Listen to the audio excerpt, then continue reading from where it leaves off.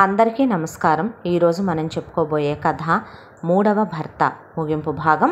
కథలోకి వెళ్ళబోయే ముందు మీరు కనుక మన ఛానల్ని ఫస్ట్ టైం చూస్తున్నట్లయితే తప్పకుండా మన ఛానల్ని లైక్ చేయండి, షేర్ చేయండి, సబ్స్క్రైబ్ చేయండి, బెల్ ఐకాన్ క్లిక్ చేసి ఆల్ అనే బటన్ని ప్రెస్ చేయడం మర్చిపోకండి.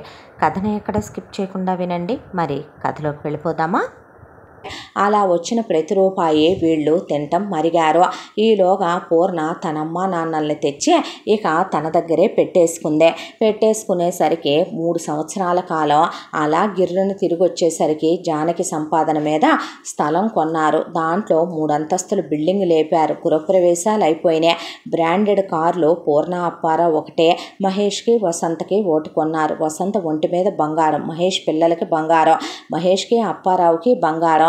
ఇక పూర్ణ అమ్మ ఒంటి మీద బంగారం, పూర్ణ నాన్న ఒంటి మీద బంగారం, పూర్ణ అమ్మా నాన్న తిరగటానికి ఒక స్కూటరు, పూర్ణ అప్పారావు వెళ్ళటానికి ఒక బండి, కొడుకు కోళ్ల కోసం ఒక బండి, పిల్లల పేరు మీద ఫిక్స్డ్ డిపాజిట్లు, ల్యాండ్లు కొన్నారు.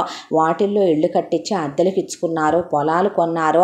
దానికి తోడు స్థలాలు కొన్ని లీజులకు ఇచ్చారు. బ్యాంక్ బ్యాలెన్సులు బాగా పోగు చేశారు. రెవెన్యూ డిపార్ట్మెంట్లో అంటే బాగా డబ్బులు వస్తాయి కాబట్టి జీతం కన్నా పై ఎత్తున వచ్చే డబ్బులే ఆ అమ్మాయికి 10 రెట్లు పైనే ఉండేవి. దాంతో బాగా బాగుపడిపోయారు వీళ్ళు. అంతా వాళ్ళు డబ్బులు తింటున్నారనేది జానకి బాధ కాదు. ఎందుకంటే వాళ్ళకి డబ్బు పిచ్చని తనకి తెలుసు. కానీ ఈ ఇంత దాంట్లో కూడా జానకి జీవితంలో వచ్చిన మార్పు ఏమీ లేదు. జానకికి వాళ్ళు ఎప్పుడూ పెట్టే అదే మజ్జిగ నీళ్ళు, అదే భోజనం, అందులో మార్పు రాల. జానకి ఎప్పుడూ ఉన్నట్టే ఇంట్లో విధవరాలుగా తెల్ల చీరలే కట్టుకోవాలి. బయటికి వెళ్ళేటప్పుడు ఆ అమ్మాయి నల్ల డ్రెస్సులే వేసుకొని ఆఫీస్కి వెళ్ళాలి. అదే ముడి పెట్టుకోవాలి, బొట్టు పెట్టుకోకూడదు. ఆ విషయాలన్నీ తీసేస్తే ఇక అమ్మమ్మ తాతయ్య ఒక గదిలోకి వెళ్ళి ఈ రోజుకే అమ్మమ్మ పూలు పెట్టుకొని వెళ్ళి తాతకి చిలకలు ఎత్తుకెళ్ళొద్దే. అమ్మ ఇప్పటికీ పాల గ్లాస్ తీసుకొని నాన్నతో గదిలోకి వెళ్ళి సరసాలాడుద్దే. తమ్ముడు పెళ్ళాం గురించి చెప్పే పనే లేదు. కొత్తగా ఇంట్లో ఒక సూపర్వైజరు, కేర్ టేకర్ అని 2 పెట్టి పిల్లల్ని వాళ్ళకు వదిలేసింది వసంత. ఇక వాళ్ళు ట్రిప్పులకి వెళ్ళొస్తారు. జానకిని రమ్మనరు. వాళ్ళు నచ్చిన ప్లేసెస్కి వెళ్ళి ఎంజాయ్ చేసి వస్తారు. జానకిని రమ్మనరు. సినిమాలకు వెళ్తారు, షాపింగులకు వెళ్తారు, డిన్నర్లకు వెళ్తారు, లంచ్లకు వెళ్తారు, పెళ్ళిళ్ళకి వెళ్తారు, ఫంక్షన్లకు వెళ్తారు. దేనికి వెళ్ళినా జానకితో ఏ సంబంధము ఉండదు. ఇంట్లో అన్నకేషన్లు జరుగుతూ ఉంటాయి. అమ్మా నాన్నల పుట్టినరోజులు, అమ్మా నాన్నల పెళ్లి రోజులు, ఇక తమ్ముడి పుట్టినరోజు, మరదలు పుట్టినరోజు, పిల్లల పుట్టినరోజులు, పెళ్లి రోజులు, అమ్మమ్మ తాతయ్య పెళ్లి రోజులు కూడా అంతా దాంట్లో జానకిని ఉండమని అనరు. ఆ రోజున కూడా జానకిని ఎవరు పలకరించరు. జానకికి ఓ పుట్టినరోజు ఉంది, జానకి భూమి మీద పుట్టింది, జానకి కూడా ఒక మనిషే, తనకి ఒక మనసు ఉంటుంది, తనకి కూడా అన్ని స్పందనలు కలుగుతాయి, తనేమి బొమ్మ కాదు అని వాళ్ళు గుర్తించటమే మానేశారు. లక్షలు డబ్బులు వస్తున్నాయి. ఎత్తుకెళ్ళి కుప్పలు ఎవరికి వాళ్ళే బ్యాంకుల్లో బిడాయిచ్చేసుకుంటున్నారు. రాగానే ఏ రోజు ఆ రోజు పై డబ్బులు బ్రీఫ్ కేస్ తీసుకొని జానకి వస్తుంది. వచ్చి రాగానే వాటాలు వేసేసుకుంటారు. ఎవరి వాళ్ళు పని చేసుకుంటారు.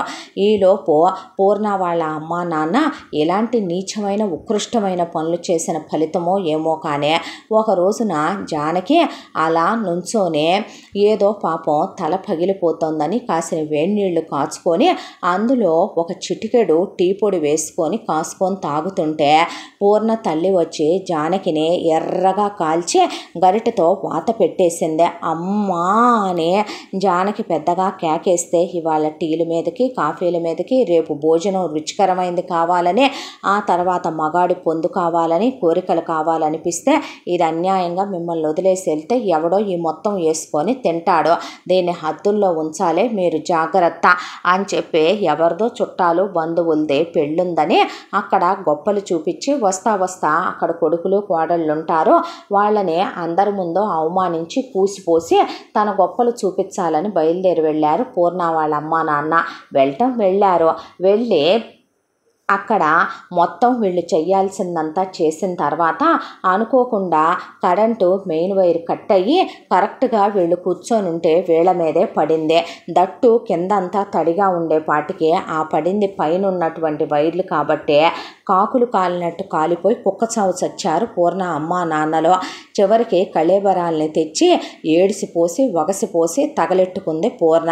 అయిపోయిన తర్వాత జానకి ఆలోచించడం మొదలుపెట్టింది. తమ్ముడు పెళ్ళాం జానకికి అస్సలు విలువివ్వదు. ఏమే ఉసే ఎట్రావే ఆ అమ్మాయిని పట్టుకొని వెళ్ళి నాకు ఇది ఇష్టం తయారు చే, అలాగే నా కాళ్ళు నొప్పులుగా ఉన్నాయి వద్దు, రాత్రంతా మీ తమ్ముడితో అస్సలు నిద్రపోనివ్వలేదు అని ఆ అమ్మాయిని ఇలా టార్చర్ చేయటం. ఇప్పుడు కొత్తగా అత్తాకోడళ్ళు కలిసి కూర్చొని ఇక కొత్త కొత్త నిర్ణయాలు నియంతల్లా ఆ అమ్మాయి విషయంలో తీసుకోవటం మొదలుపెట్టారు. అదేంటంటే ఎంతైనా ఉద్యోగానికి వెళుతున్నావు, ఎంత ఉప్పు కారాలు తినవకపోయినా నలుగురు మగాళ్ళల్లోకి వెళుతున్నావు కాబట్టి ఎవరిని చూసి మనసులో కోరికలు పుడతాయో తెలియదో.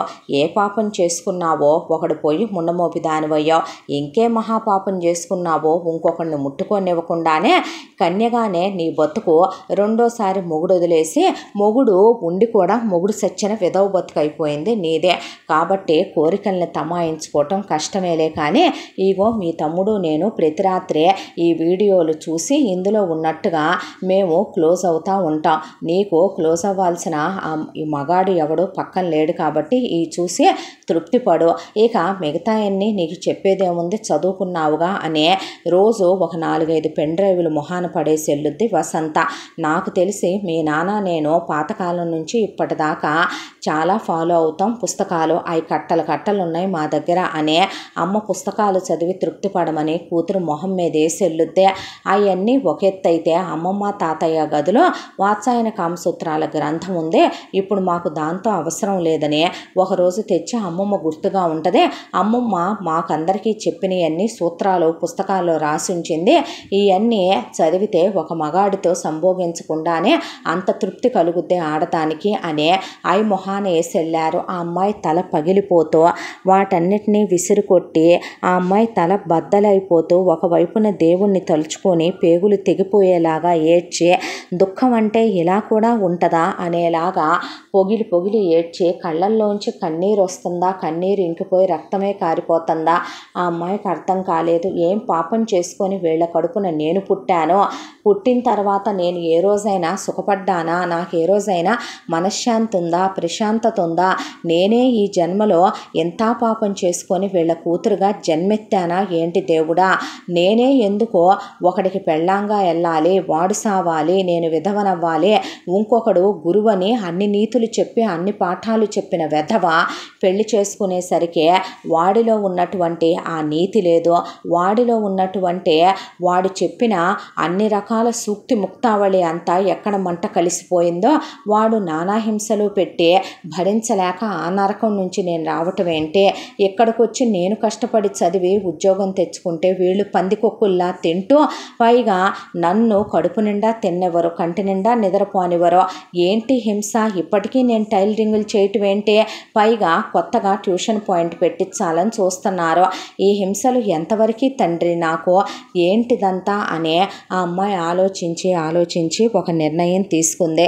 ఇలాగే అయితే ఎవరి జీవితమో మారదో, అక్కడ ఉందే అమ్మా నాన్నలు కాదో, వాళ్ళు నీచాతి నీచమైన బద్ధ శత్రువులు.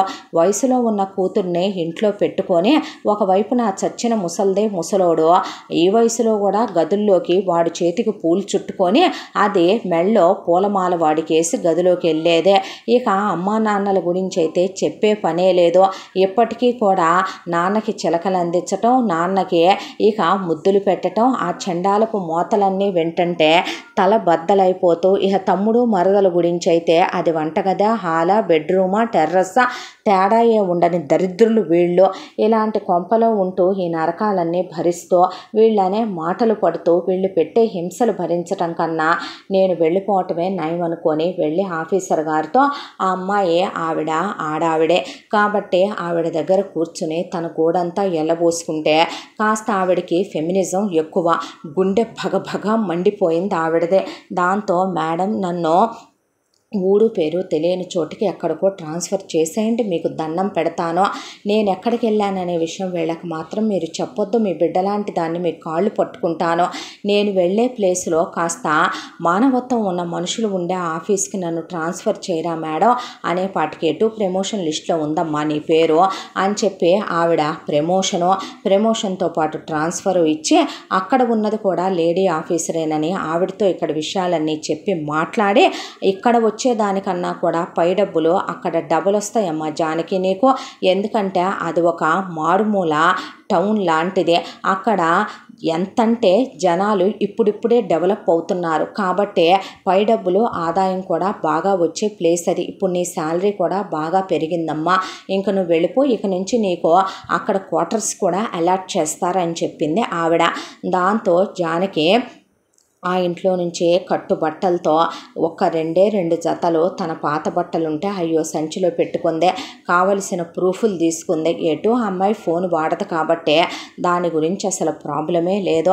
తీసుకొని అక్కడి నుంచి తనకు ఉద్యోగం వచ్చిన ఊరికి ఆ అమ్మాయి లెటర్ రాసి పెట్టి, మీరు మనుషులు కాదు మృగాలు, మీలాంటి మృగాల మధ్య ఇంకా నేను ఎంతకాలం ఉండటమే చాలా తప్పుడు పని చేశాను.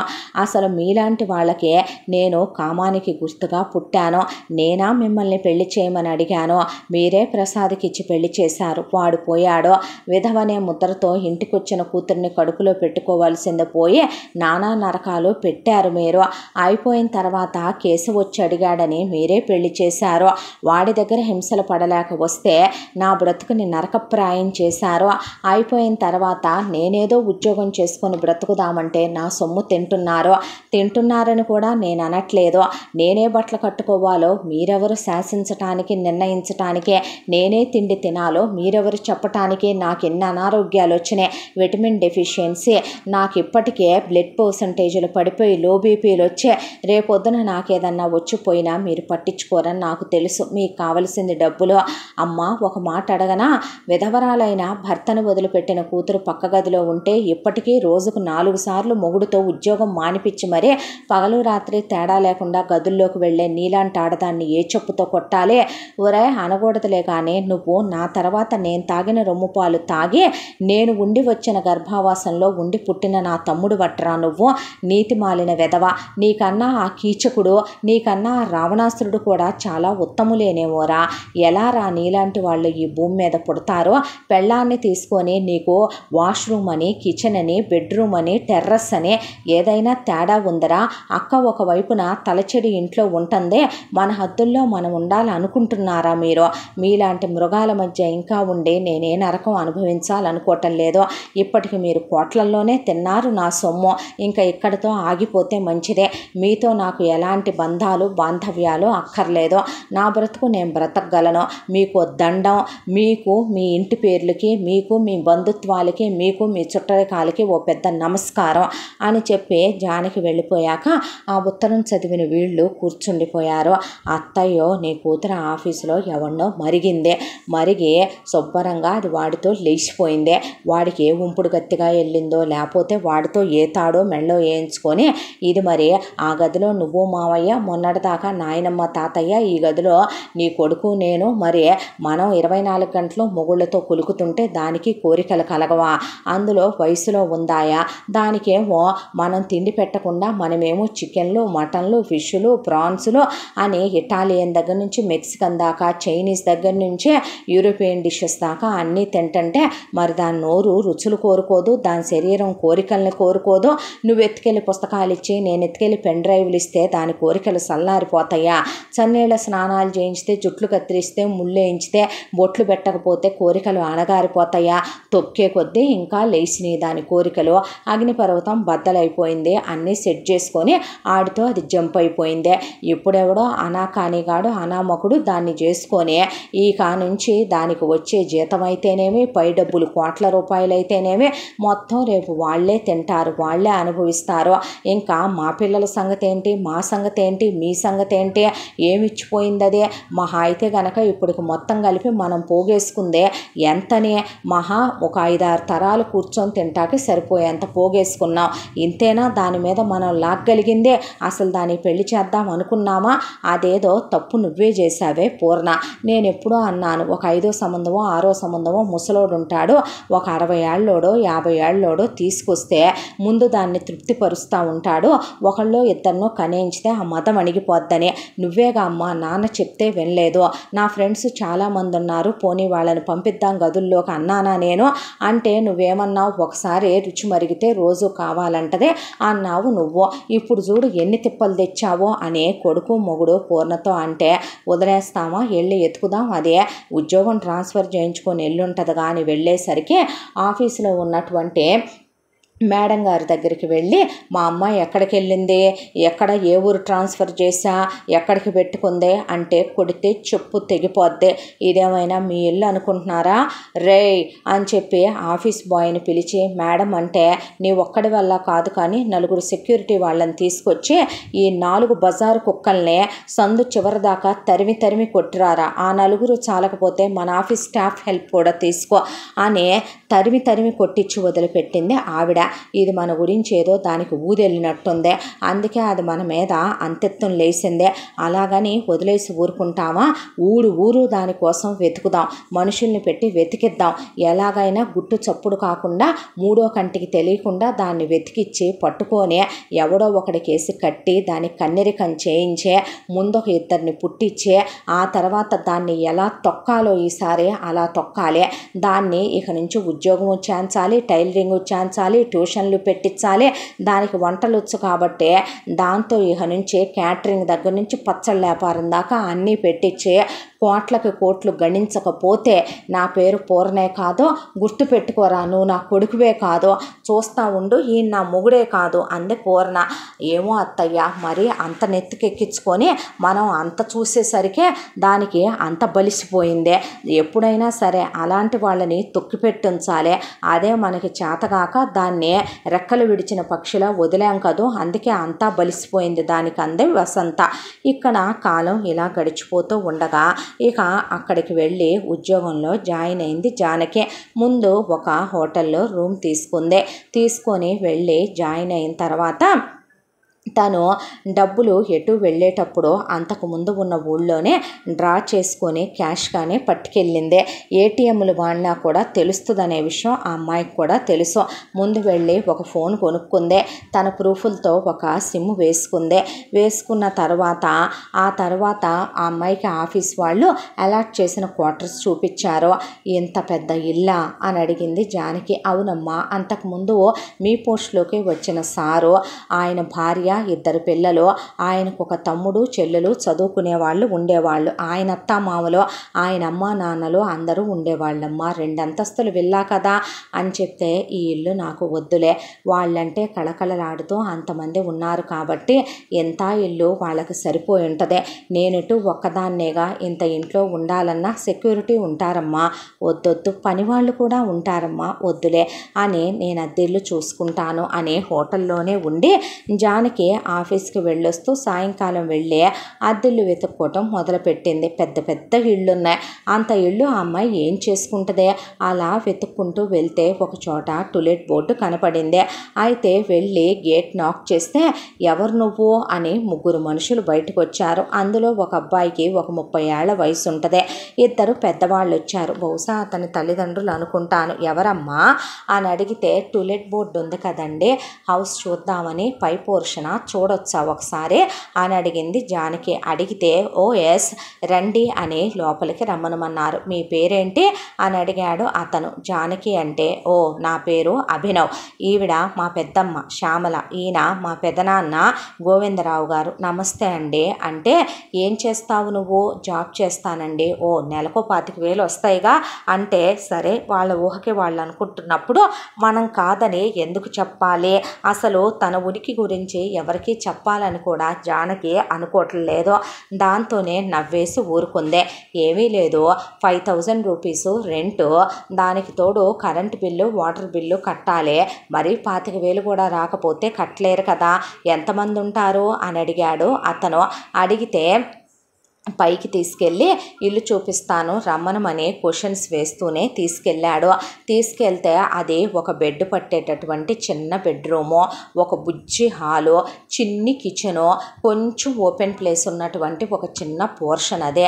అయితే ఎంతమంది ఉంటారు అని అడిగితే నేనొక్కదాన్నేనండి. ఓహో ఫ్యామిలీ కాదా అన్న తర్వాత సరే అయితే మరి మాట్లాడుకుందామా, రిక్వైర్మెంట్స్ మా ఎన్ని చెప్పమంటారా అని అడిగిన తర్వాత చెప్పండి మా షరతులు చెప్తాం, ఫస్ట్ వినాలి అంటే అలాగే వింటాను, క్యారీ ఆన్ అని చెప్పి అలా నుంచుంది జానకి. ఈలోపు కింద నుంచి శ్యామల గోవిందరావు కూడా పైకొచ్చి ఏమిట్రా నువ్వు నీ చాదస్తం, నువ్వు అరవబాకివే నీకేం తెలియదు అంటే డ్రింక్ చేయడానికి వీల్లేదు, స్మోక్ చేయడానికి వీల్లేదు, అబ్బాయిల్ని తీసుకురావడానికి వీల్లేదు. హలో వాట్ యు మీన్ అంటే ఏం పిచ్చి వాగుడురా అది సోదెదవా అంటే నువ్వు అరవబాకు, ఈ రోజుల్లో అమ్మాయిలు కూడా నేను చూడట్లేదా ఏంటి, మా సాఫ్ట్వేర్ ఆఫీసుల్లో చాలామంది అమ్మాయిలు వన్ నైట్ స్టాండ్లని అబ్బాయిల్ని ఫ్లాట్లకి తీసుకెళ్తారు, నన్నే ఎంతోమంది రమ్మన్నారు, నేను వెళ్ళలా అది వేరే విషయం. ఇక ఎంతోమంది స్మోక్ చేస్తారు, డ్రింక్ చేస్తారు, మీకు అలాంటి హ్యాబిట్స్ ఉంటే ఇక్కడ కుదరవని చెప్తున్నాను. ఓ సరే క్యారీ ఆన్ అంద అమ్మాయి. అన్న తర్వాత మీరు ఎన్నింటికి వస్తారో ఆఫీసు నుంచే? 6 వచ్చేస్తాను, మరీ లేట్ అయితే 8 అవుతుంది. సరే నేను 9 వస్తా ఆఫీసు నుంచి, 9 దాటితే మాత్రం గేటుకి తాళాలు వేసేస్తాను, ఇళ్ళకి ఎవరు పడితే వాళ్ళు చుట్టాలని బంధువులని ఫ్రెండ్స్ అని రావడానికి వీలు లేదు, ఎవరు రారులేండి నాకెవరు లేరులేండి అనేసిన తర్వాత ఏమో ఆ తర్వాత పద్దాక కిందకి ఉప్పని పప్పని మా ఇంటికి రాకూడదు, మా ఇంటి మీద పడి దోచుకు తినకూడదు, ఎవరిని పడితే వాళ్ళని ఇంటికి తీసుకొచ్చి పెద్ద సౌండ్లతో పైన టీవీలు పెట్టి మ్యూజిక్ సిస్టములు పెట్టి పార్టీలు ఇస్తున్నానని డ్యాన్సులు చేసుకోవటాలు, ఎటు ఇల్లు అద్దెకిచ్చాను కదా అని ఇష్టం వచ్చినట్టుగా చేయటాలు చేస్తే నేను అస్సలు ఊరుకోను. పైన నుంచి నాయిస్ వినిపించకూడదు, ఇల్లు నీట్గా ఉండాలి, మేకులు కొట్టకూడదు, స్టిక్కర్లు వేయకూడదు, అర్థమవుతుందా నేను చెప్పేయన్నీ. అలాగే నాకు 6 నెలల అడ్వాన్స్ ఇవ్వాలి, ప్రతి నెల అద్దె కరెక్ట్గా ఇవ్వాలి, కరెంట్ బిల్లు వాటర్ బిల్లు కరెక్ట్గా కట్టేయాలి, మెట్లు ఎక్కేటప్పుడు టక్ టక్ మని సౌండ్లు రాకూడదు, వాటర్ అతిగా వాడకూడదు, అర్ధరాత్రి దాకా ఇంట్లో లైట్లు వేసి ఉండకూడదు అని చెప్పిన తర్వాత అలాగే అంది జానకి. అన్న తర్వాత సరే అయితే అని అన్న తర్వాత అతనికి అడ్వాన్స్ ఇచ్చేసింది.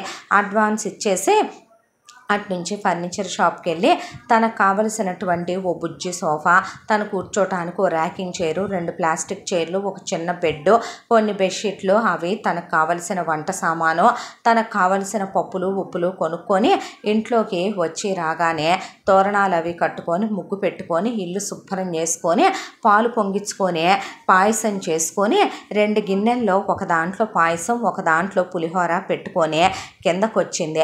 వాళ్ళింట్లో ఏమీ అడగకూడదు కానీ వాళ్ళకి ఏమైనా తెచ్చిస్తే అభినవ్కి ఇష్టమే. దాంతో ఏంటి వచ్చారో అని అడిగేసరికి మా ఇంట్లో ఏం లేవు అన్నాడు. ఒరేయ్ నోరుమూయి నువ్వు అంది శ్యామల. అనేసరికి నేనేమి మీ ఇంట్లో నుంచి తీసుకెళ్ళటానికి రాలేదండి, కొత్తగా వచ్చాను కదా పాలు పొంగిచ్చాను, అందుకని ప్రసాదం ఇచ్చి వెళదామని చెప్పి వచ్చానండి. ఓ అదా పెద్దమ్మ తీసుకో అన్న తర్వాత నాకు తెలుసులే నువ్వు నోరుమూయి అన్న తర్వాత ముందు మీకు నిన్న షరతుల్లో కొన్ని చెప్పలా, నేను మా పెదనాన్న ఆఫీస్కి వెళ్ళాక వచ్చి మా పెద్దమ్మతో మీటింగ్ పెట్టకూడదు, మా పెద్దమ్మతో మాట్లాడకూడదు అని చెప్తే ఆ అమ్మాయి నవ్వేసి వాడి మాటలు నువ్వు పట్టించుకోకమ్మా అని ఆవిడంటే వెళ్ళొస్తానండి అని వెళ్ళిపోయింది జానకి. పేరుకు 6ంటికి 8ంటికి వస్తానని చెప్పింది కానీ జానకిది గవర్నమెంట్ జాబ్ కాబట్టి 3:30 4ంటికి ఇంటికి వచ్చేసేదే. వచ్చి రావటంతోనే తను ఒక్కటే కాబట్టి అలా ఒక అరగంట పొద్దున పూట ఒక అరగంట సాయంత్రం చేసుకుంటే పనులన్నీ అయిపోయాయి. వండుకొని తినేది, టీవీ కొనుక్కుందే, కాసేపు టీవీలో పాత సినిమాలు ఏదైనా ఉంటే పెట్టుకొని చూస్తుంది. ఆ తర్వాత లైబ్రరీలో మెంబర్షిప్ తీసుకుని బుక్స్ తెచ్చుకుని ఆధ్యాత్మికమైన పుస్తకాలు మైథాలజీకి సంబంధించిన బుక్స్ ఎక్కువగా చదువుద్దే. ఇక మరీ బాగున్నాయి అనిపిస్తే ఏదైనా కామెడీ స్టోరీస్ లాంటివి ఏదైనా ఫ్యామిలీ స్టోరీస్ లాంటివి చదవటం అంటే చాలా ఇష్టం ఆ అమ్మాయికే. ఇవన్నీ గమనిస్తూనే ఉండేవాడు అభినవ్. ఇల్లు శుభ్రంగా ఉంచుతుంది, దానికి తోడు ఇంటికి ఎవరు రావట్లేదు, ఇంట్లో సౌండ్లేమీ కావట్లేదు, ఎర్లీగా వస్తుంది, ఎవరితో చిట్చాట్లు చేయట్లేదు, అర్ధరాత్రి ఫోన్ కాల్స్ మాట్లాడటం లేదు. ఆ అమ్మాయి ఏం చూస్తుందా అని టీవీలు చూస్తే చచ్చ పాత సినిమాలే చూస్తుంది. వైఫై ఉందా, ఏదో వర్క్ చేసుకుంటున్నట్టుంది, ఏ చూడకూడని అశ్లీల నీలి చిత్రాలు లాంటి అమ్మాయి చూడట్లేదు. ఇక ఆ అమ్మాయి పనేదో ఆ అమ్మాయి లోపల చేసుకుంటున్నట్టుంది. పర్లేదు, వెజ్ నాన్ వెజ్ ఏది తిన్నా నాకు అనవసరం తిండి విషయం అని ఆ అమ్మాయిని మాత్రం ఇక అలా గమనించి ఆ అమ్మాయి జోలికి ఇక పెద్దగా వెళ్ళటం తగ్గించేశాడు అభినవ్. ఇలా 3 నెలల కాలం గడిచిపోయింది. తనేంటో తన పనేంటో తన ప్రపంచం ఏంటో తప్ప, కనపడితే ఒక నవ్వు నవ్వి వెళ్ళిపోవటం తప్ప అసలు ఏ విషయాల్లో కలగ చేసుకోదు జానకి. ఒకరోజు ఎప్పట్లాగానే ఆఫీస్కు వెళ్ళి వస్తున్న జానకి 3ంటికే ఆఫీసు నుంచి వస్తూ ఉండగా రామ్మ ఒకసారి లోపలికి అనే చేయి పట్టుకుంది శ్యామల. పర్లేదండి అంటే, ఆ తిక్క వెదవ మాటలు పట్టించుకోనా నువ్వు, నాతో మాట్లాడిందే. అయ్యో వాడు పెద్ద తెంగర వెదవమ్మ, 30 ఏళ్ళు వచ్చినా పెళ్లి కాక ఈ మధ్య పిచ్చి పెరిగిపోయిందిలేమ్మ, తిక్క పరాకాష్ఠకి వెళ్ళిపోయిందే. జీవితం అంతా కలగని కలగని కలగని ఈ ఇల్లు కొన్నాడు తల్లి. కొన్న దగ్గర నుంచి కొంచెం మనిషి మానసికంగా దెబ్బతిని నన్ను సాధించుకు తింటున్నాడు. రేపు పెళ్ళైతే పెళ్ళాం వస్తుందనే, గట్టిగా నడిస్తే మెట్లు అరిగిపోతాయనే, సోఫాలో ఒకవైపే కూర్చుంటే ఇంకోవైపు డౌన్ అవుద్ది కూర్చోమనే, ఇక టీవీ ఎప్పుడూ ఒకే ఛానల్ చూడకూడదు, మార్చి మార్చి చూడమనే, తుడిసిందే తుడిసి ఊడిసిందే ఊడిసే, అబ్బో మా ప్రాణాలు తింటున్నాడు తల్లి, రాను లోపలికే అని ఆ అమ్మాయిని తీసుకెళ్ళి కూర్చోబెట్టింది ఆవిడ. కూర్చోబెట్టిన తర్వాత ఎవరూ లేరా అమ్మా, ఎప్పుడూ ఒక్కదానివే కనపడతావంటే లేరండి అందే. పాపం బిడ్డ అనాథ కావాలా, అంతకు మించి అడగకూడదు, పిల్లని బాధ పెట్టిన దాన్ని అవుతానని ఆవిడేమీ మాట్లాడకుండా వెళ్ళి జ్యూస్ పోసుకొచ్చి అంతా టిఫిన్ తెస్తే వద్దండి అంటే, ఆ తిక్క సచ్చినాడు మాటలు పట్టించుకోకమ్మా నువ్వు, మావాడు ఒట్టి వెర్రి వెధవ, మంచోడేనమ్మా, వాడేమి గాలి వెధవ కాదమ్మా, కాకపోతే ఈ మధ్య కొంచెం సైకలాజికల్గా వాడికి డబ్బు పిచ్చి పట్టి పేనాస వెధవలాగా తయారయ్యాడు, పట్టించుకోకు తల్లి అంటే, ఆయన మరి మీ కొడుకు అయినప్పుడు మిమ్మల్ని పెద్దమ్మ పెదనాన్న అని ఎందుకండి అలా పిలుస్తారు అని అడిగింది జానకి. అదా అమ్మా, వాడు నా చెల్లెలు కొడుకమ్మా, నాకు పిల్లలు లేరు, ఆ భగవంతుడు నా కడుపు పండించలేదు తల్లి. వాళ్ళ అమ్మ నాన్న వాడి 10వ తరగతిలో ఉండగా చనిపోయారు. మేము నిరుపేద కుటుంబంలోనే పుట్టి పెరిగిన వాళ్ళమమ్మ. వాళ్ళమ్మ నాన్నలకి ఆస్తిపాస్తులంటూ ఏవీ లేవు. నేను మా వారు కలిసే వాళ్ళమ్మ నాన్న చనిపోయారని వాడి 10th క్లాస్లో వాడిని తెచ్చుకొని అంకుల్కి 25,000 రూపాయలు జీతం వస్తుంది వస్తుందమ్మా, మొత్తం 30,000 పిఎఫ్లకి మిగతా వాటికి కట్ అయిపోను 25 చేతికి వస్తుంది. ఉన్నంతలోనే వాడు మాకు బిడ్డే కాబట్టి పేరుకు మమ్మల్ని పెద్దమ్మ పెదనాన్న అంటాడు, కానీ సొంత అమ్మ నాన్నల కన్నా మమ్మల్ని ఎక్కువగానే చూస్తాడు వెర్రి వెధవ. వాడిని పెద్ద పెద్ద కాలేజీల్లో వేసి చదివించకపోయినా మెరిట్ మీద చదువుకున్నాడమ్మా, టాపర్ వాడు, చాలా బాగా చదువుకుంటాడు. పేదరికంలో పుట్టి పెరగటం వల్లనో ఏమో కానీ కష్టాలనేవి పడకూడదు అని రేపు వాడి బిడ్డలు మా వృద్ధాప్యంలో మేము నరకాలు అనుభవించకూడదని ఆలోచించేవాడు వెర్రి వెధవ. అలాగే బీటెక్ వరకు మా చేతి డబ్బులు పెద్దగా ఖర్చు కానివ్వకుండానే ఒకవైపున ట్యూషన్లే చెప్పాడా, ఒకవైపున వాడు అవని ఇవని పార్ట్ టైం ఉద్యోగాలే చేశాడా. కష్టపడి బీటెక్ కంప్లీట్ అయిపోయింది. అయిపోయిన తర్వాత నేను ఉద్యోగం చేసుకుంటానని వద్దు నాన్న అంటే, పీజీ చదువుకోరా అన్నా కాదని 50,000 రూపాయలు ఉద్యోగానికి చేరాడమ్మా. చేరిన తర్వాత కూడా 6వ తరగతి పిల్లల దగ్గర మొదలుపెట్టి బీటెక్ పిల్లల దాకా ట్యూషన్లు చెప్తాడు. ఆ డబ్బులు 4 రూపాయలు వస్తే అవి జాగ్రత్త చేసి వాడి జీతం మీద రూపాయి జాగ్రత్త చేసి, ఇదిగో ఇక్కడ ఈ ఇల్లు కొన్నాడమ్మా, వాడి జీవితాశయం ఈ ఇల్లు కొనాలి అని. వాడు ఉద్యోగంలో చేరి వాడి 22 ఏళ్లకు బీటెక్ అయిపోయినప్పుడు చేరాడమ్మా ఉద్యోగంలో. 8 ఏళ్ళు అయిపోయింది. ఈ ఇల్లు కొని ఒక 4 సంవత్సరాల కాలం అయిందమ్మా. ఓనర్సే పైన ఎవరైనా చుట్టాలు వస్తే ఉంటారని వాళ్ళే నీకు అద్దెకిచ్చిన 1 BHK వేయించి మరీ ఇచ్చారు. ఇచ్చిన తర్వాత అది కూడా అద్దెకిస్తే 4 రూపాయలు వస్తాయి కదా అనే దాంతో ఎన్నాళ్ళు చూశాడు. కానీ వచ్చిన వాళ్ళందరూ నిజంగా తేడా రకాలే వచ్చారు. వాడి ఆఫీసులో వాడితో పాటు పనిచేసే అమ్మాయిలు మేమొచ్చి ఉంటామన్నా నిన్న నీతో చెప్పాడే ఏదో క్లబ్బులని పబ్బులని బాయ్ ఫ్రెండ్లని ఏదో స్టాండ్లని వన్ నైట్లని వాళ్ళకి తాగుళ్ళ అలవాట్లు డ్రగ్గుల అలవాట్లు ఉన్నాయని వాళ్ళెవరికీ ఇవ్వలేదమ్మా. ఎన్నాళ్ళ బట్టే అది 4 ఏళ్లుగా ఆడుతుంది టూలెట్ బోర్డు. ఎన్నాళ్ళకి నువ్వే వచ్చావు తల్లి ఈ ఇంట్లోకి అని చెప్పి ఏమీ లేదమ్మా, వాడికంటూ మేము కోట్ల రూపాయల ఆస్తి పోగు చేసింది ఏమీ లేదు, పెళ్లి చేసుకోరా అని నేను చెవులో ఇల్లు కట్టి పోరాడుతున్నా. పెళ్లి చేసుకోక ముందు ఇల్లు అనేది కొనాలి, వాడి ఇల్లాలు వాడి సొంత ఇంటికే రావాలనే దాంతోనే ఇల్లు కొనుక్కున్నాడు. దాంతోనే కారు కొన్నాడు. కారు వాడట్లేమ్మా, అదిగో కవర్ గప్పి పెట్టుకున్నాడు. బండి మీదే వెళ్ళొస్తాడు ఆఫీస్కే. అంకుల్ని ఉద్యోగం మానేయమని గొడవ. ఆయనేమో నా ఓపిక ఉన్నన్నాళ్ళు చేస్తాలే నాన్న, తర్వాత మానేస్తాలే అంటే ఇదివరకు ట్యూషన్ ఇంట్లో చెప్పేవాడమ్మా, ఇప్పుడు వేరే సెంటర్ తీసుకొని అక్కడ ట్యూషన్ కంప్లీట్ చేసుకొని 9ంటికి వచ్చేది. పాడాఫీసు 5ంటికే అయిపోద్దమ్మా. అయితే రూపాయి పోగు చేసే కాబోయే పెళ్ళాం కోసం పట్టు చీరలు కొనుక్కున్నాడు. హనీమూన్లకి డబ్బులు దాచుకున్నాడు.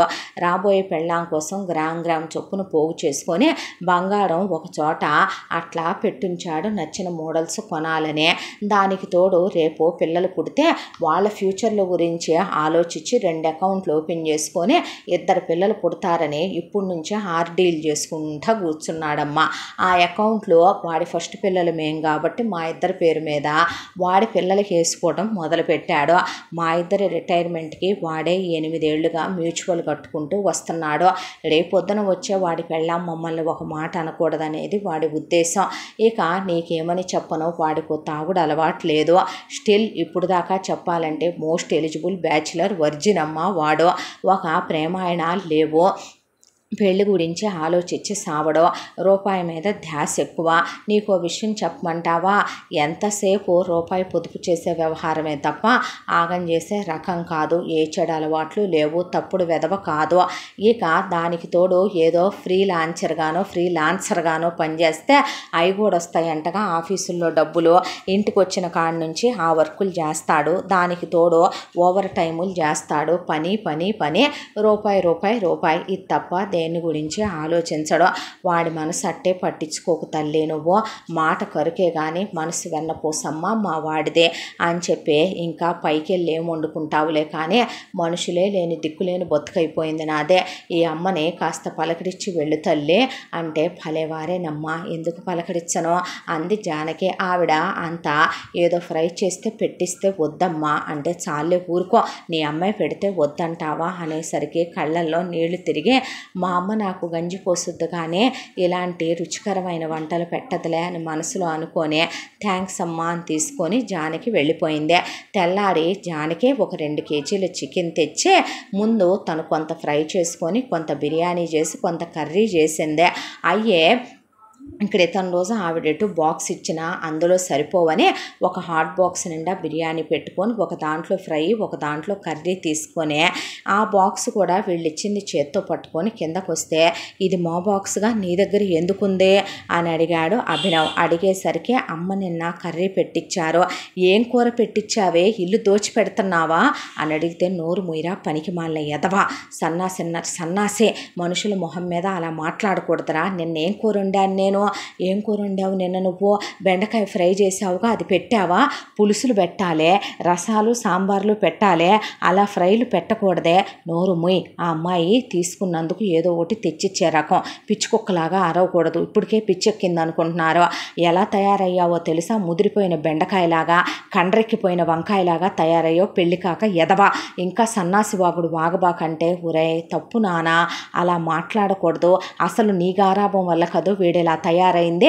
ఐ సాధించాలి, ఈచిన్ చెయ్యాలి, ఐ పగలు తీయాలని వాడికి చెప్పి నువ్వు పనికిమాలిన ఎదవలాగా తయారయ్యాడు సన్నాసి అంటే ఏం ఏమ్మా ఏంట్రా వచ్చావు అని అడిగింది జానకిని ఆవిడ. ఏం లేదమ్మా, బిర్యానీ చేశాను, రుచి చూస్తారని తీసుకొచ్చాను అంటే నోరుమోయ్. ఆ అమ్మాయి chicken fry, chicken curry, raita, biryani తెచ్చింది. దరిద్రుడా, అయితే ఈ పూట మన ఇంట్లో వంట చేయకు, నేను తీసుకొచ్చాను కదా ఇందాక ఫిష్ ఫ్రిడ్జ్లో పెట్టేవే, రేపు వండుకుందాము, తూ ఎదవా అన్న తర్వాత అబ్బబ్బబ్బా గోల అనేసరికి సరే నేను వెళ్తానని జానకి వెళ్ళిపోయింది. అందరూ మన దగ్గర పడి దోచుకు తినరా దరిద్రుడా, కొంతమంది మనకి పెట్టేవాళ్ళు కూడా ఉంటారు, ఆ అమ్మాయి లేఖి రకం కాదురా సన్నాసే అన్న తర్వాత ఏమోలే అనేసే బాగా వంట చేసిందని ఆవురావురు మంట తిన్నాడు. ఆ అమ్మాయి అందరికీ సరిపడా తెస్తుంది, ఏది తీసుకొచ్చినా స్వీట్ బాక్స్ కూడా ఉంది అందులో అన్నాడు. అబ్బే కిలికి చూడు అని శ్యామల పెట్టిందే.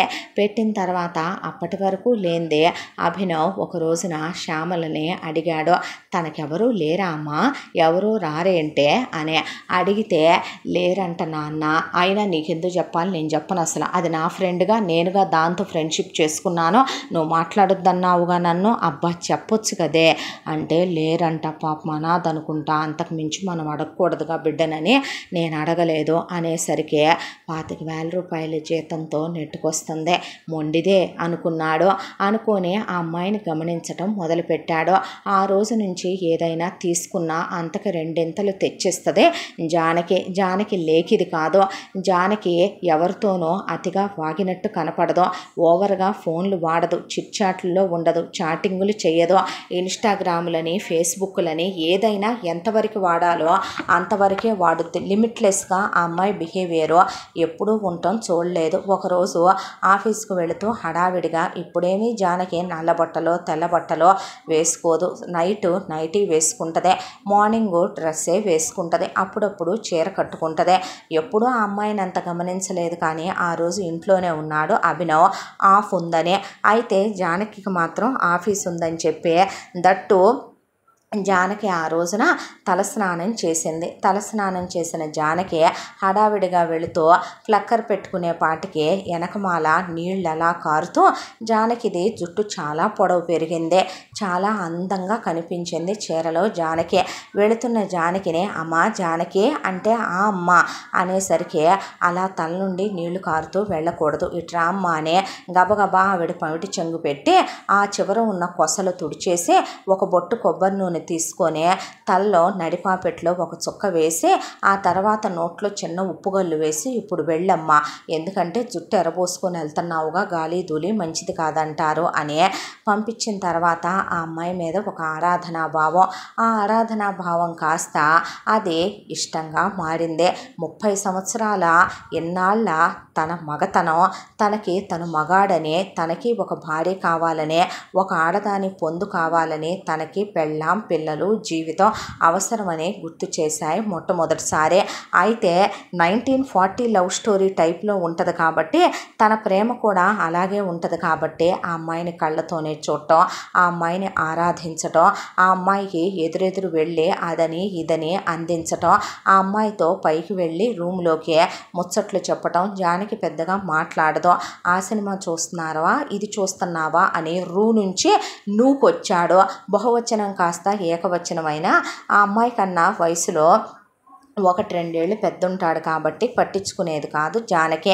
ఆ తర్వాత ఒక రోజున మేము గుడికి వెళ్తున్నాం రామ్మ అని వాళ్ళు గుడికి తీసుకెళ్లారు. బొట్టు పెట్టుకో అని జానకి ముఖాన కుంకుమ పెట్టేశాడు అభినవ్. ఆ తర్వాత ప్రసాదం నోట్లో పెట్టేశాడు. ఏదో కంగారు మనిషి అనుకొని పట్టించుకోలేదు ఆ అమ్మాయి. ఆ తర్వాత ఒక రోజున ఆఫీసు నుంచి వస్తూ పువ్వులు కొనుక్కొచ్చి ఇచ్చాడు. ఏంటిది వద్దండి అందే ఆ అమ్మాయి. ఒకప్పుడు పడ్డ నరకాలన్నీ గుర్తు తెచ్చుకొని బాధపడే స్థితిలో జానకి గుండె లేదు. ఎప్పుడో అది రాయిగా మారిపోయింది. కానీ జ్ఞాపకాల తాలూకా నీడలో ఏ మనిషి జీవితంలో నుంచి చెరిగిపోవు కాబట్టి జానకి వద్దంటే, అయ్యో మీకోసమనే నేను వెతికి తీసుకొచ్చాను మల్లెలో, నేను ఎంతసేపు బేరమాడి తెచ్చుంటాడులేమ్మా తీసుకో అంటే అమ్మకి ఇవ్వచ్చుగా, ఇప్పుడు అదేం చేసుకుంటుంది పూలు పెట్టుకొని, మా నాన్నకి దాని మీద ఆ ఇంట్రెస్ట్ లేదు, ఇప్పుడు చెప్పు తెగుద్దెదవా తీసుకోమ్మా జానకి అని ఆవిడ తల్లో పెట్టిందే. పెట్టేసరికి మొట్టమొదటిసారి 10th అయిపోయిన తర్వాత మళ్ళీ అప్పుడే పువ్వులు పెట్టుకోవటం. చూడు మహాలక్ష్మిలా ఉన్నావు జానకి అనేసి లోపలికి వెళ్ళాడు అభినవ్. ఆ తర్వాత వాళ్ళు సినిమాకి వెళ్తే వెంట తీసుకెళ్ళటం, ట్రిప్పులకి వెళ్తే వెంట తీసుకెళ్ళటం, ఆ తర్వాత రోజు ఏది వండుకున్నా జానకి పెట్టడం, జానకి ఏదిచ్చినా చాలా బాగుందని తీసుకొని తినడం, జానకి కోసమనే చీర కొనుక్కొచ్చి ఇచ్చాడు అభినవ్. ఏంటండి ఇది అని అడిగితే నా ఫ్రెండ్తో కలిసి బయటికి వెళ్ళాను, వాడు వాళ్ళ ఫ్యామిలీకి తీసుకుంటున్నాడు, ఇది మీకైతే బాగుంటుంది అనిపించి తీసుకున్నానని తెచ్చిచ్చాడు. జానకి ఏదైనా తీసుకుంటే దానికి ప్రతిఫలం వెంటనే ఇస్తుంది. నెక్స్ట్ డేనే ఒక జత బట్టలు తెచ్చి అభినవ్కి ఇస్తే నేను మీకు ఇచ్చానని ఇచ్చారా అభిమానంతో ఇచ్చారా? అయ్యో అభిమానంతోనే ఇచ్చానండి తీసుకోండని వెళ్ళిపోయిన అభినవ్ మాత్రం ప్రేమతోనే ఇచ్చిందని వేసుకున్నాడు. ఆ తర్వాత ఇక లేటు చేయకూడదు, ఇంకా ఇప్పటికే చాలా ఆలస్యం చేసేసాను, పెద్దమ్మ పెదనాన్న కూడా పెళ్ళి అంటున్నారు అని ఒక రోజున ప్రపోజల్ రింగు చెత్తేషాలు వేయకూడదు, పీనాస్థానం పోకూడదు అనే దాంతో కాస్ట్లీదే 1.5 lakh పెట్టి కొన్నాడు. కొని ఇప్పటిదాకా తను ప్రేమంటే ఎరుగడు, యుక్త వయసులోనే ఏ అమ్మాయికి తను ఐ లవ్ యూ అని ప్రపోజ్ చేసి ఎరుగడు అనే దాంతో ఫ్రెండ్స్ని అసలు తను గ్యాదర్ చేయటమే చాలా తక్కువ. మహా ఏదన్నా బర్త్డే వాళ్ళు పార్టీ అడిగినా ఒక ఎగ్ పఫ్తో ఒక టీతో కంప్లీట్ చేయించుకొని వస్తాడు. అలాంటిది వాళ్ళందరి ముందే ప్రపోజ్ చేయాలని వాళ్ళందరినీ డేట్ ఫిక్స్ చేసి రమ్మనమని చెప్పాడు. అయితే ఆ ఉంగరం తీసుకొచ్చి ఎలా ఉందని అడిగాడు శ్యామలని. చాలా బాగుంది, నాకా అని పెట్టుకోబోతే ఇప్పుడు నీకు ఆ ఉంగరం ఒకటే తక్కువ, నా కాబోయే పెళ్ళాం కోసమే ఆలు లేదు సూలు లేదు కొడుకు పేరు సోమలింగం అని ఇప్పుడు దాకా చూసిన సంబంధాలన్నిటికీ పెట్టావు వంకలు, ఇక ఇప్పుడు మళ్ళీ పెళ్ళాం అంట పెళ్ళాం. వాడు చెప్పేది విను శ్యాము, నువ్వు ఏం విన్న గోవిందు నాకు అర్థం కావట్లేదు అనే పాటికి నేను ఒక అమ్మాయిని ప్రేమిస్తున్నాను. ఏంది నిజమే? తుఫాను వచ్చుద్దేమోరా అంది శ్యామల. ఎవరిని నాన్న అన్నాడు గోవిందరావు. అంటే మన పైన ఉండేటటువంటి జానకినే. అంటే నిజమేరా అంది. నిజమే, తను చాలా మంచి అమ్మాయే, చాలా చాలా మంచిదే. ఆ పిల్లను కూడా పీనాస్థానంతో పీక్కు తిందాం అనుకుంటున్నావేరా? దాన్ని కూడా చెండుకు తిందాం అనుకుంటున్నావా?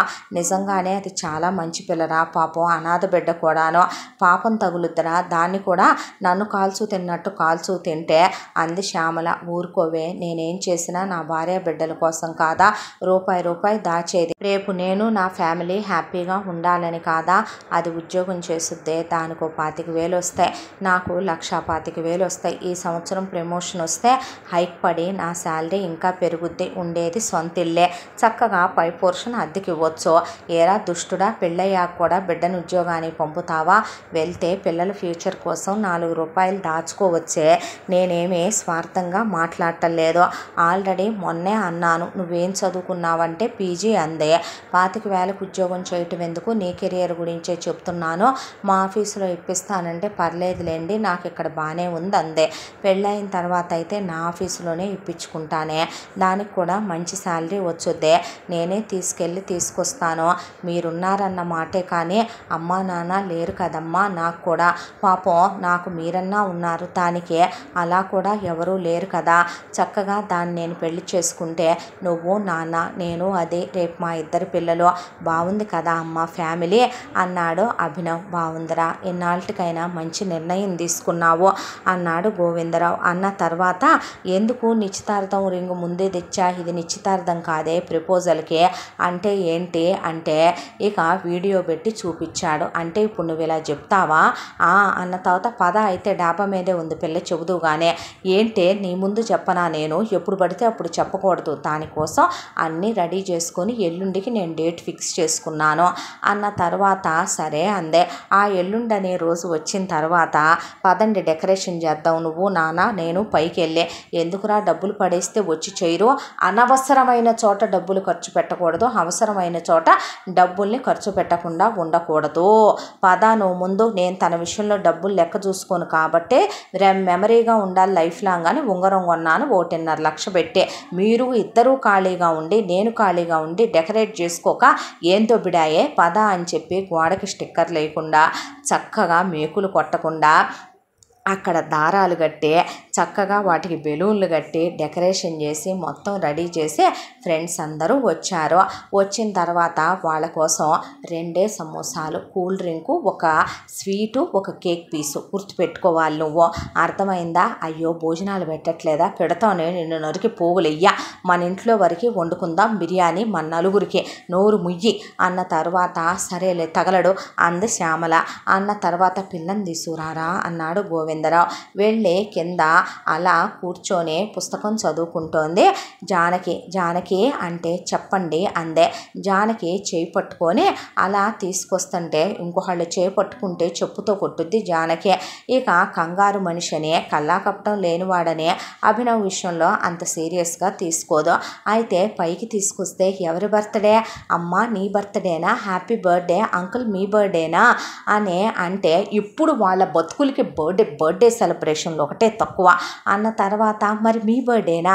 హ్యాపీ బర్త్డే అండి అన్న తర్వాత జానకి ప్లీజ్ నేను చెప్పేది వినవే బాబు అన్న తర్వాత ఏంటండి అంటే మ్యూజిక్ ప్లే చేయించి అక్కడున్న వాళ్ళందరినీ కూడా చుట్టూ గ్యాదర్ చేసి తను గబగబా రెడీ అయ్యి వచ్చి మోకాళ్ళ మీద కూర్చొని ఆ అమ్మాయి మీద పువ్వులు వర్షం కురిపిస్తూ మొత్తానికి లైఫ్ లాంగ్ మెమరీగా ఉండిపోవాలని ఆ అమ్మాయి అప్పుడు దాకా చూసుకోలేదు. హార్ట్ షేప్లో రోజెస్ వేయించి ఉంచాడు పెద్దమ్మ పెదనాన్నతో. అందులో ఆ అమ్మాయిని ఆ రింగులో నుంచోబెట్టి మొత్తానికి ఆ అమ్మాయికి ఉంగరం తీసి ప్రిపేర్ అయ్యాడులే బాగా, ఒక నెల రోజుల నుంచి ఏం చెప్పాలనేదే.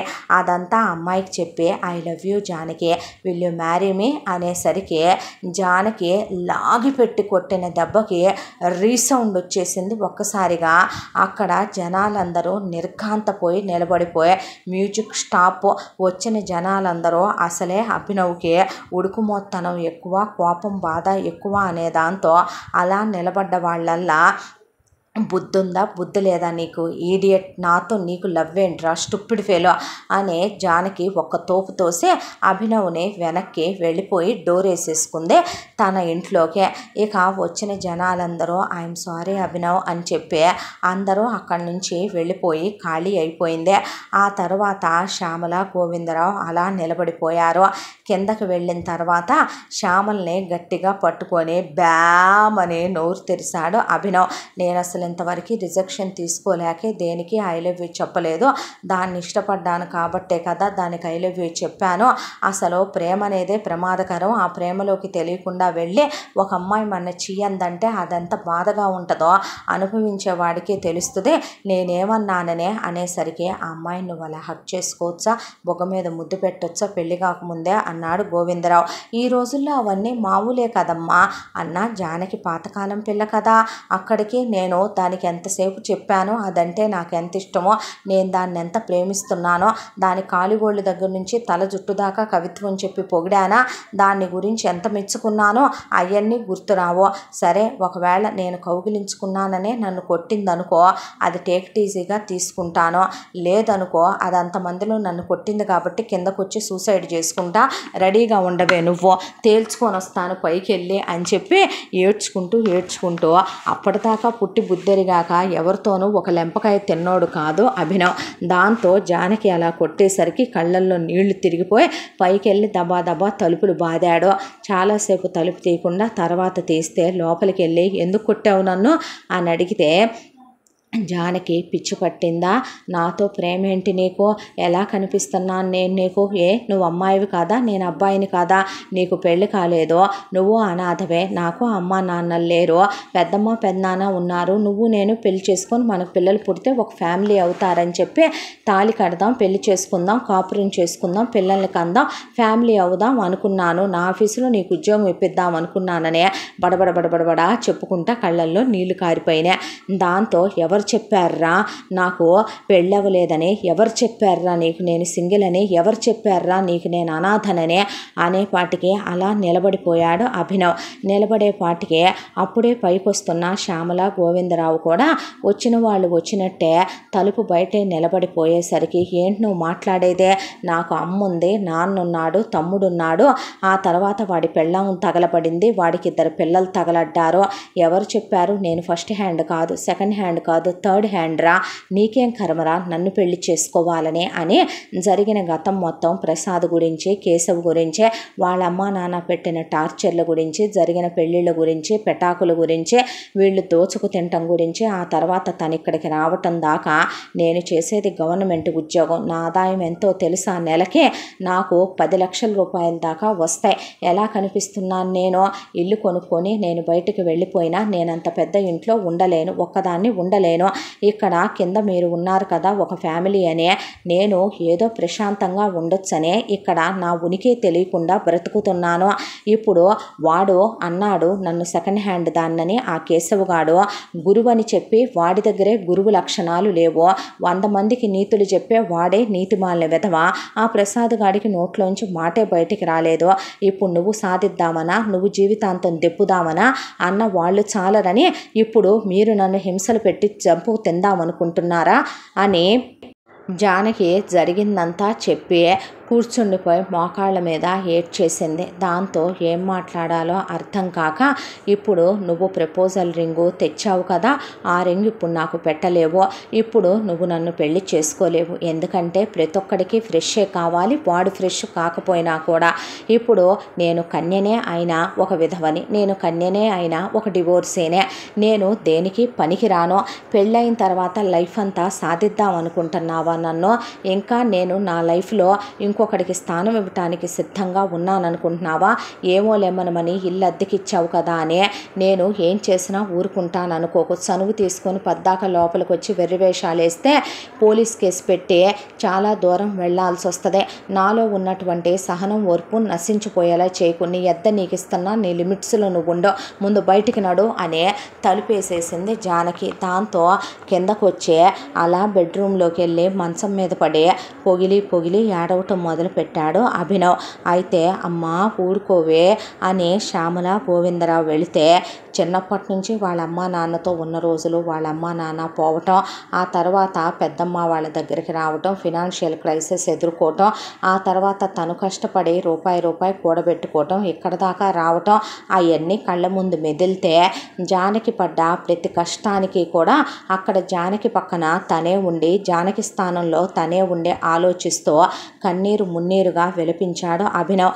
ఎందుకమ్మా అది అలా మాట్లాడుతుందే, జరిగిన దాంట్లో దాని తప్పు ఏముందే అన్నాడు అభినవ్. నాన్న నిన్ను మేము ఇలా పెంచామని జానకి తెలీదు, జానకి ఒక కిరాతకులైనటువంటి అమ్మా నాన్నలకి పుట్టిన పాపం పుణ్యం ఎరుగని ఒక లేడిపిల్ల లాంటి ఆడపిల్లరా, వాళ్ళు దాని జీవితాన్నే 15 ఏళ్లకే పెళ్లి చేయటం ఏంటి చెప్పు, మీ అమ్మకి నాకు కూడా మీ అమ్మమ్మ తాతయ్య అలా చెయ్యలేదయ్యా, ఆ తర్వాత ఆ పిల్లనే ఒకడు పెళ్లి చేసుకొని వాడు 20 రోజులకి సస్తే దాందా తప్పు, విధవని దాన్ని ఉప్పు కారం లేని భోజనాలు పెట్టి హింసలు పెట్టి దాని చదువేదో అది చదువుకుంటూ ఉంటే మరొకడు దాని జీవితంలోకి వచ్చి వాళ్ళమ్మ నాన్న దానికి అంతకు ముందు పెళ్ళయిందని చెప్పకుండా పెళ్లి చేసి దాన్ని కొట్టి తిట్టి హింసలు పెట్టి శారీరకంగా అనుభవిద్దాం అనుకొని ప్రతిక్షణం అనుమానించే నానా మాటలు అంటే బయట ఎవరన్నా ఒక ఆడది భరించగలదో, నేను గొడ్రాలనే ప్రపంచమంతా అన్నా నాకేమనిపించదురా, కానీ నాన్నంటే నేను తీసుకోగలనా, అలాంటిది జానకి అన్ని మాటలు పడిందే. ఆ తర్వాత దాని స్వశక్తితో అది ఉద్యోగం తెచ్చుకుంటే వయసులో ఉన్న పిల్ల ఇంట్లో ఉందని లేకుండా వాళ్ళ అమ్మమ్మ తాతయ్య అమ్మ నాన్న తమ్ముడు మరదలు పిల్లల్ని కని కాపురాలు చేసుకుంటూ ఆ అమ్మాయిని వాళ్ళేంట్రా పెన్ డ్రైవుల్లో ఆ అమ్మాయిని సెక్స్ వీడియోలు చూడమని, ఆ అమ్మాయిని సెక్స్ బుక్స్ చదవమని, కోరికలు అణుచుకోమని, డబ్బులు సంపాదించి కట్టలు వాళ్ళకి ఇమ్మనమని అదేనట్రా చెప్పేదే. స్వార్థపూరితమైన సమాజాన్ని చూసుంటాం. ఈ రోజుల్లో కూడా ఇంకా నరరూప రాక్షసుల్లాంటి మనుషులు అసురులు వెళ్ళిపోయారు అనుకుంటున్నాం మనం. లేదు నాన్న, ఇలాంటి మనుషులు మన చుట్టూనే మేకవన్న పులుల్లా తిరుగుతున్నారు. ప్రత్యక్ష నరకాలు అనుభవించే ఆడపిల్లలకు మాత్రమే అది తెలుసు.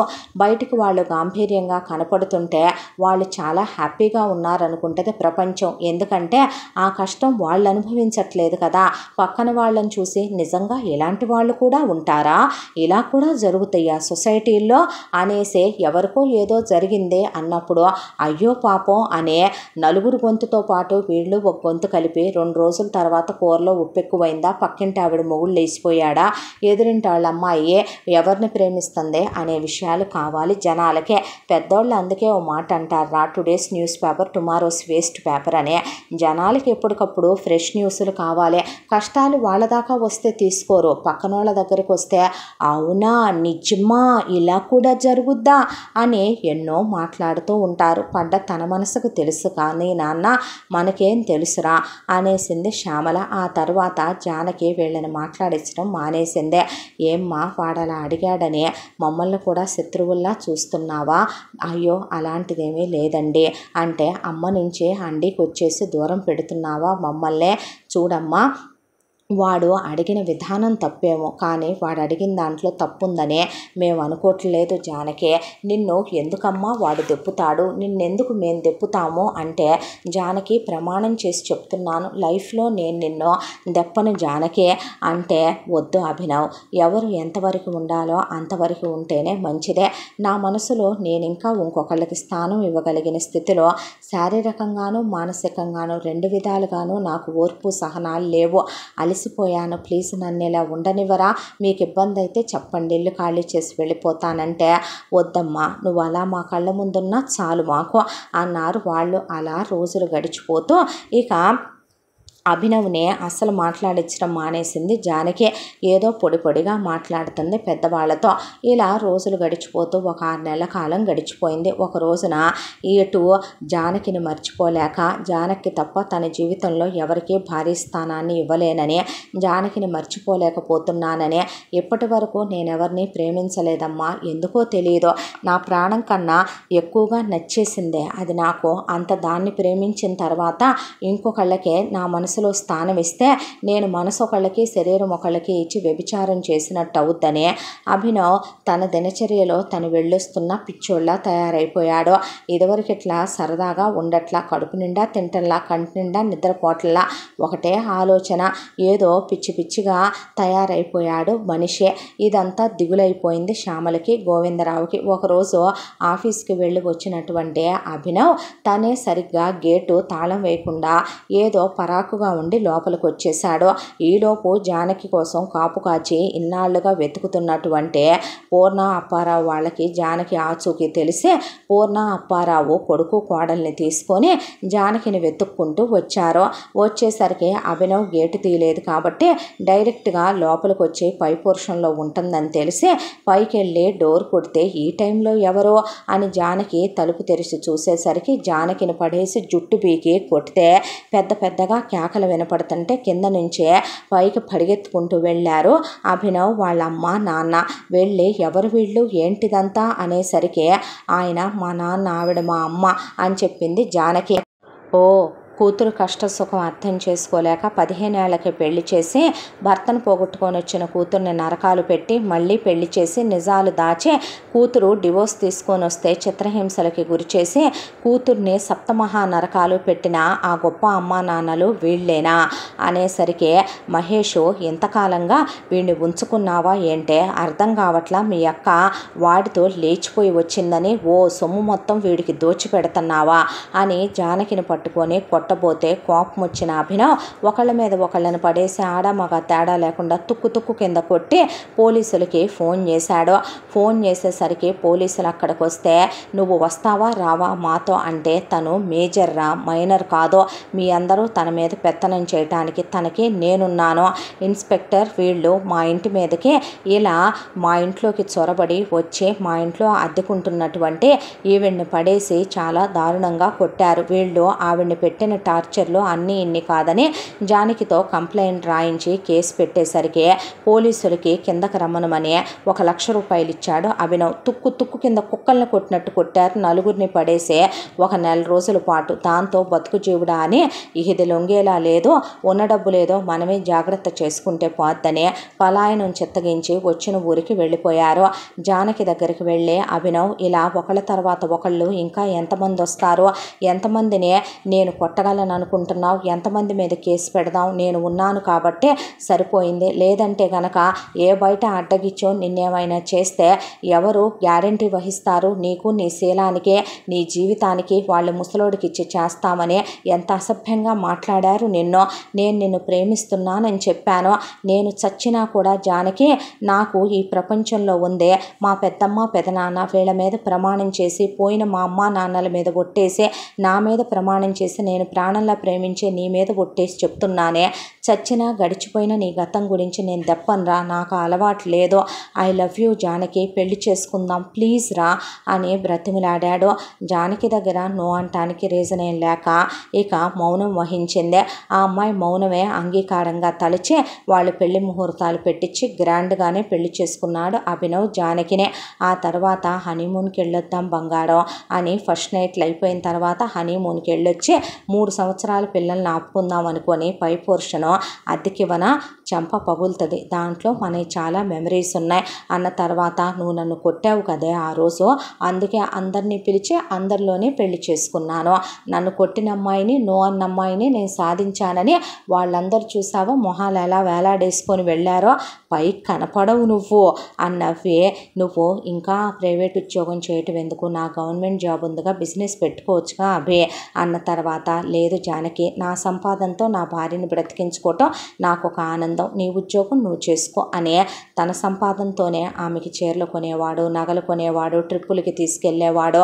3 సంవత్సరాల తర్వాత జానకి గర్భవతి అయి ఫస్ట్ ఒక పాప తర్వాత బాబు పుట్టారు. మ్యూచువల్స్లో వాళ్ళ ఫ్యూచర్లకి జాగ్రత్త చేశాడు. శ్యామల గోవిందరావు మాట వరుసకు కూడా ఆ అమ్మాయిని గడిచిపోయిన గతం గురించి దెప్పటం కానీ, మాట ఎత్తి మాట్లాడటం కానీ చేసేవాళ్ళు కాదు. అభి దేవతల గుండెల్లో పెట్టుకొని చూసుకునేవాడు. చాలా రొమాంటిక్గా ఉండేవాడు. పిల్లలు జానకి, శ్యామల గోవిందరావు, ఇదే ప్రపంచం అభిదే. ఎప్పట్లానే తనకి వ్యాపారాలు లాంటివి వచ్చిరావని ఉద్యోగానికి వెళ్ళొస్తూ తన పొజిషన్ పెరిగి 2 లక్షల జీతం అయింది. హ్యాపీగా కారు ఉంది, ఇల్లుంది, పిల్లలు, భార్యకు ఉద్యోగం ఉంది. గోవిందరావు ఉద్యోగం మానిపించాడు. వాళ్ళ రిటైర్మెంట్కి పీస్ఫుల్ ప్లానింగ్ చేశాడు. వాళ్ళకి షష్టి పూర్తి చేశారు.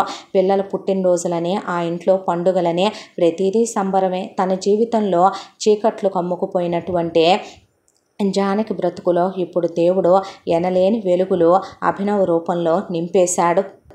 జానకి జీతం పెరిగింది, కోట్లల్లో సంపాదన పెరిగింది. ఒక్క రూపాయి కూడా భార్యదే అడిగేవాడు కాదు. ఎంత వస్తున్నాయి, నీ అకౌంట్లో ఎంత ఉన్నాయి, ఏం చేస్తున్నావు అనేవాడే కాదు. తన డబ్బులతో చేయించిన నగలు తనే హ్యాపీగా చూసుకుంటాడు, తనే బట్టలు కొంటాడు. ఇప్పటికీ ఆ ట్యూషన్ పాయింట్నే ఓన్ ల్యాండ్ కొని పెంచుకున్నాడే కానీ కొంతమంది సబ్స్టిట్యూషన్ టీచర్లను పెట్టుకొని అదే మానలేదు, తన జాబు మానలేదు, ఇప్పటికీ ఆ పొదుపు మానలేదు. పిల్లల్ని మంచి స్కూళ్ళల్లో చదివించుకుంటూ భార్యని హ్యాపీగా చూసుకుంటూ, భార్య దగ్గర నుంచి 1 రూపాయి సంపాదన కూడా ఆశించే రకం కాదు. గడిచిపోయిన గతాన్ని కల్లో కూడా దెప్పి ఏ రోజు ఆ అమ్మాయిని హీనంగా చూసినవాడు కాదు. అలాంటి వాళ్ళు దొరకటం తన అదృష్టమనే. తన 3వ భర్తతో తనకి ముత్తైదు భాగ్యం లభించేలా ఆ భగవంతుడు, ఆ 3 కళ్ళ పరమేశ్వరుడు దీవించాడనే మనసు ఆనందంతో పొంగిపోయి ఈ కథ ఇలా సుఖాంతం అయిపోయింది. మొత్తానికి ఇంతటితో ఈ కథ సమాప్తం. మళ్ళీ మరొక మంచి కథతో కలుసుకుందాం. తప్పకుండా మన ఛానల్ని లైక్ చేయండి, షేర్ చేయండి, సబ్స్క్రైబ్ చేయండి, బెల్ ఐకాన్ క్లిక్ చేసి ఆల్ అనే బటన్ని ప్రెస్ చేయడం మర్చిపోకండి. ఈ కథను మనకు అందించిన కథా రచయిత్రి జి యామిని శ్రీనివాస్ గారు. Thank you.